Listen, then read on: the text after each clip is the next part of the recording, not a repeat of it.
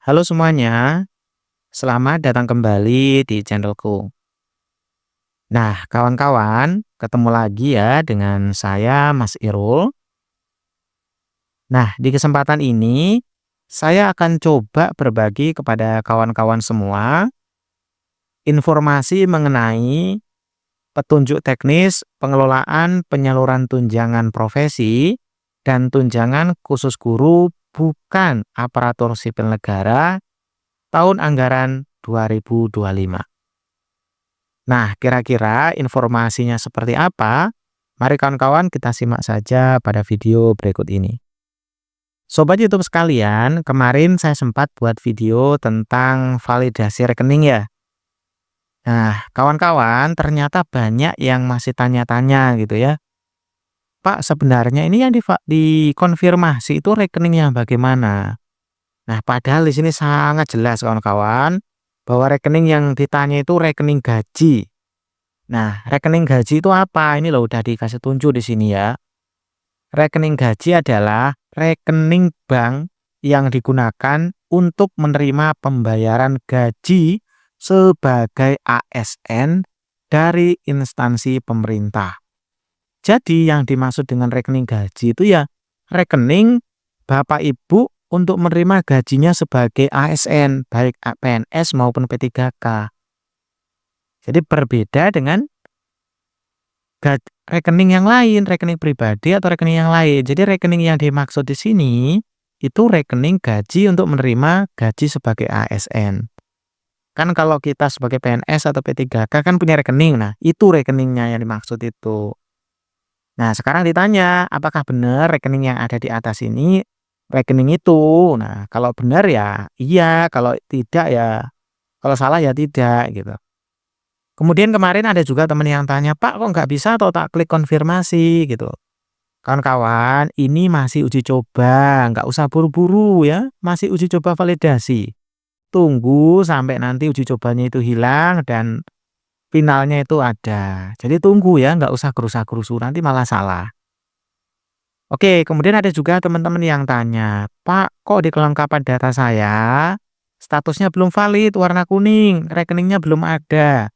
Ya, memang rekeningnya itu memang belum belum muncul ya. Kenapa? Karena memang belum dikirim dari ibaratnya operatornya SIMBAR atau SIMTUN ke bagian maksudnya dari dinas ke bagian GTK. Jadi tunggu, nanti akan muncul sendiri.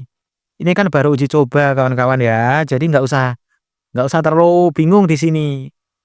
Yang kalian perlu cek itu, cek jumlah jam liniernya kalian tuh benar-benar sudah sesuai ataukah sudah memenuhi 24 jam minimal atau belum. Kalau sudah ya syukur, kalau belum ya coba tuh cari cara biar jadi 24, gitu loh. Kalau masalah ini nggak usah terlalu dipikirin dulu ya. Oke, itu saja untuk menjawab pertanyaan teman-teman yang kemarin. Sekarang kita fokus kepada poin penting hari ini, yaitu membahas petunjuk teknis ya, petunjuk teknis pengelolaan penyaluran tunjangan profesi dan tunjangan khusus untuk guru bukan aparatur sipil negara. Nah, ini kalian bisa cari di internet banyak ya. Kalian cari-carilah. Ini nggak tak baca semua, tak geser aja. Saya fokus ke poin pentingnya. Nah, di sini ya. Ini saya fokus ke lampirannya saja sini. Ini tak besarin dulu. Nah, biar kelihatan ya. Nah, kalau tujuannya saya rasa teman-teman sudah pada tahu ya. Ini tujuannya ada dua. Pertama ya sebagai penghargaan ya. Penghargaan atas profesionalitas guru non-ASN.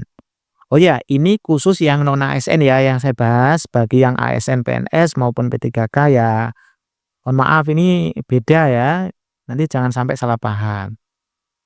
Kemudian yang berikutnya ya memberikan kompensasi, sebagai kompensasi atas kesulitan hidup yang dihadapi dalam melaksanakan tugas di daerah khusus. Jadi gitu kawan-kawan ya. Nah, sebenarnya apa saja sih persyaratan untuk menerima tunjangan tadi itu? Yang pertama, ini persyaratan penerima tunjangan profesi guru non-ASN. Nah, jadi ini untuk TPG non-ASN ya. Pertama, memiliki satu atau lebih sertifikat pendidik. Nah, jadi serdik itu nggak cuma satu ya, boleh lebih dari satu gitu kan kawan. Tapi minimal ada satu. Kemudian tercatat pada Dapodik, terus memiliki NRG. Nah, ini saya rasa teman-teman udah pada punya ya. Kemudian tidak berstatus sebagai ASN. Nah, iya karena ini sebagai yang khusus untuk non ASN. Memiliki penghasilan tetap atas penugasan atau pelaksanaan pekerjaan sebagai guru dari pemerintah daerah atau yayasan sesuai kewenangannya. Maksudnya ini kan intinya ya bukan ASN gitu saja ya. Kemudian aktif mengajar sebagai guru mata pelajaran atau guru kelas, atau aktif ya membimbing sebagai guru bimbingan konseling atau guru teknologi informatika dan komunikasi pada satuan pendidikan yang sesuai dengan peruntukannya.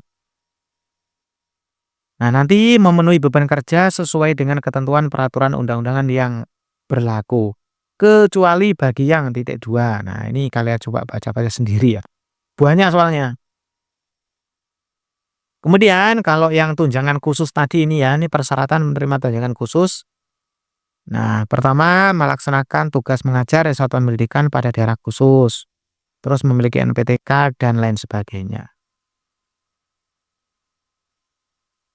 Nah, ini yang sering ditanya-tanya ini. Besaran tunjangan profesi dan tunjangan khusus itu berapa? Nah, gitu ya. Pertama, penerima tunjangan profesi dan atau tunjangan khusus guru non-ASN tetap yayasan di satuan pendidikan yang diselenggarakan oleh masyarakat dan guru non-ASN di satuan pendidikan yang diselenggarakan oleh pemerintah daerah. Yang pertama itu setara gaji pokok PNS sesuai dengan yang tertera pada surat keputusan in-passing atau penyetaraan setiap bulan bagi yang telah memiliki SK in-passing atau penyetaraannya. Ya, sebesar Rp2.000.000 setiap bulan bagi yang belum memiliki SK in-passing atau penyetaraan. Nah, ini ya, ini kelihatan jelas ya angkanya ya. Nah, ini. Dalam hal guru non-ASN memperoleh surat keputusan atau SK in-passing atau penyetaraan pangkat dan jabatan pada tahun berjalan, maka besar tunjangan profesi dan atau tunjangan khusus sesuai dengan yang tertera pada surat keputusan in-passing atau penyetaraan dibayarkan pada bulan Januari tahun berikutnya. Nah, ini perlu dipahami biar nggak tanya-tanya kapan terus gitu ya. Nah, ini kawan-kawan. Besaran tunjangan profesi sebagaimana dimaksud pada angka 1 dan 2 yang ini tadi ya, yang ini sama ini, berdasarkan SIM-tun. Nah, jadi nanti berdasarkan SIM tunjangan ya. Nah, besaran tunjangan khusus bagaimana dimaksud pada angka 1 dan 2 itu ya berdasarkan pada SIM-tun. Oke, nah lainnya nanti kalian baca-baca. Nah, tahapannya sekarang ya, ini ada tahapan. Tahapan penyaluran tunjangan profesi dan tunjangan khusus guru non-ASN itu ada pada gambar ini. Pertama itu input dan garing atau pembaruan data guru non-PNS atau non-ASN ya. Jadi input dan atau pembaruan data guru non-ASN atau PNS ya. Habis dilakukan pembaruan ya, ini jadi ada bisa menginput yang baru ataupun pembaruan ya. Dilakukan validasi dan penetapan penerima tunjangan. Setelah divalidasi dan diperoleh yang ditetapkan, nanti akan dilakukan pembayaran tunjangan sampai nanti tunjangan itu diterima.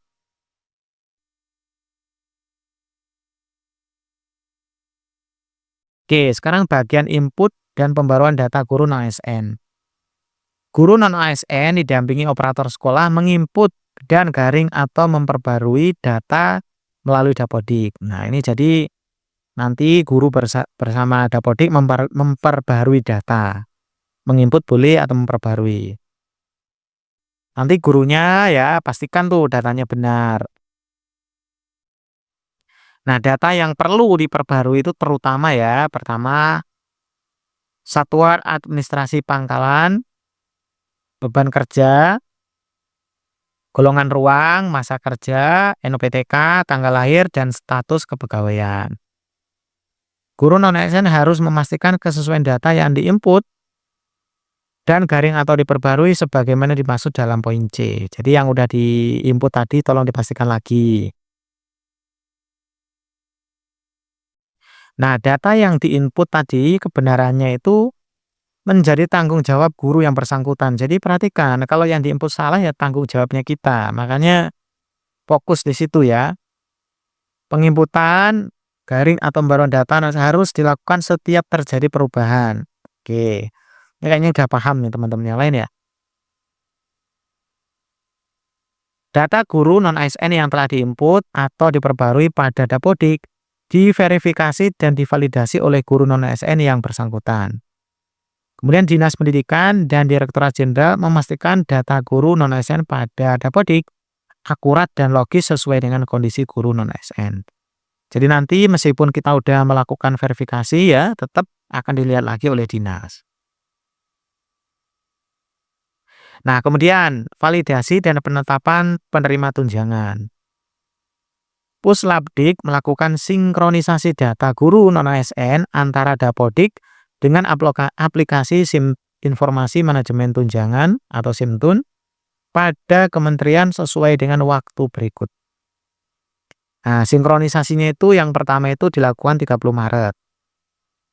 Nah, jadi dicocokkan data yang ada di Dapodiknya kalian dengan yang ada pada SIMTUN. Kemudian nanti ya pembayarannya itu khusus triwulan 1 itu pada bulan April. Kemudian nanti dilakukan sinkronisasi lagi 30 Juni untuk jadwal pembayarannya itu di bulan Juli itu untuk yang triwulan 2. Dan seterusnya, silakan teman-teman baca sendiri. Nah, ini sangat lengkap ya alurnya kawan-kawan. Kalau tak baca satu persatu ini bahaya nggak selesai-selesai. Silakan nanti teman-teman cek sendiri ya, agar tidak terjadi miskonsepsi atau kesalahan pemahaman. Nah, baik teman-teman, demikian informasi dari kami. Mudah-mudahan informasi yang cukup sederhana ini bisa berguna dan bermanfaat. Sekian ya, sampai jumpa pada video kami berikutnya.